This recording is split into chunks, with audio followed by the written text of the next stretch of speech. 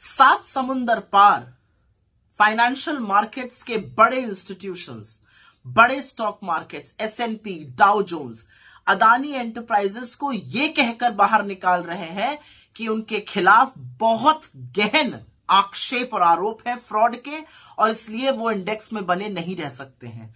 सात समुंदर पार जो जॉनसन एलारा कैपिटल के डायरेक्टर थे, जिन्होंने अडानी के एफपीओ में पैसा लगाया था और पूर्व यूके के प्रधानमंत्री बोरिस जॉनसन के भाई हैं, उनको अपने पद से, डायरेक्टर थे एलारा कैपिटल में, उनको अपने पद से रिजाइन करना पड़ा। लेकिन हिंदुस्तान में सात समुंदर पार इंस्टीट्यूशंस जो हैं आक्षेपों को लेकर चिंतित हैं और एक्ट कर रहे हैं, लेकिन हिंदुस्तान में ऐसा लग रहा है मानो जी कुछ हुआ ही ना हो। सेबी से एक शब्द सुनाई नहीं देता है। कहां है एसएफआईओ, कहां है आरओसी, कहां है ministry of corporate affairs. Government of India तो ऐसे बर्ताव कर रही है शुतुरमुर्ग की तरह कि उन्होंने जमीन के नीचे सर कर लिया है और मानो कुछ हुआ ही ना हो। तो असलियत यह है कि अडानी जी जो हैं वो सबको ले डूब रहे हैं। कैपिटल मार्केट्स में, मतलब दलाल स्ट्रीट पर 15 लाख करोड़ का नुकसान हुआ है 24 जनवरी से आज तक। 15 लाख करोड़ डूबे हैं। 10 लाख करोड़ अडानी जी के डूबे हैं, लेकिन 5 लाख करोड़ उन रिटेल इन्वेस्टर्स के डूबे हैं जिन्होंने इस विश्वास से पैसा मार्केट में लगाया था कि वो मार्केट के चलते बढ़ेगा, पर उनको भी झेलना पड़। उनका अडानी से कोई लेना देना नहीं है। वो शायद हिंदुस्तान की 4000 से ज्यादा जो लिस्टेड कंपनीज है, जो अच्छे से चलती हैं, जो साफ सुथरी है, जिसमें कॉर्पोरेट गवर्नेंस है, उसमें पैसा लगाया हुआ है, लेकिन भुगतना उनको भी पड़ रहा है अडानी जी के कुकर्मों को और सरकार की मिली भगत को। तो सरकार एक्ट क्यों नहीं कर रही है, ये सवाल है। क्यों सेबी कुछ नहीं कर रहा है, क्यों एसएफआईओ कुछ नहीं कर रहा है, कहां है ईडी, कहां है एमसीए, कहां है आरओसी, कोई शब्द नहीं है। मोदी जी ने तो आंखों पर पट्टी बांध ली, क्योंकि वो तो दोस्ती निभाने पर तुले हुए हैं। वो तो सदन में भी चर्चा नहीं होने देते, सदन को सोमवार तक के लिए स्थगित कर दिया गया है। लेकिन सवाल यह पूछा जाएगा कि उस रिटेल इन्वेस्टर को कौन बचाएगा जो अडानी जी के कुकर्मों का फल भुगत रहा है, जिसके 5 लाख करोड़ से ज्यादा खत्म हो गए, नष्ट हो गए मार्केट में। अब अडानी जी कोई छोटी सी किराने की दुकान तो है नहीं।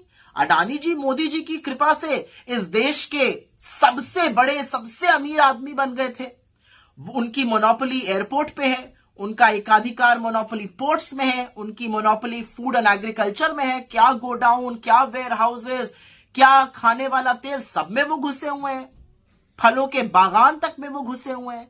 उनकी मोनोपोली रिन्यूएबल एनर्जी में है, उनकी मोनोपोली सीमेंट में है, उनके 10 लिस्टेड कंपनीज मार्केट में है, 5 और लिस्ट होने वाली थी। तो जब इतना बड़ा एक जो ग्रुप होता है और मोदी जी की कृपा से इतना बड़ा बना और इतनी जल्दी से विकसित हुआ ग्रुप है, जब डूबता है तो वो सबको ले डूबता है। ये इकोनॉमी को ध्वस्त करने की कुवत रखता है। और ये बात डाउ जोन्स, एसएनपी जैसे लोग, सिटी ग्रुप जैसे लोग, क्रेडिट स्विस जैसे लोग पहचान रहे हैं, फिच जैसे लोग पहचान रहे हैं।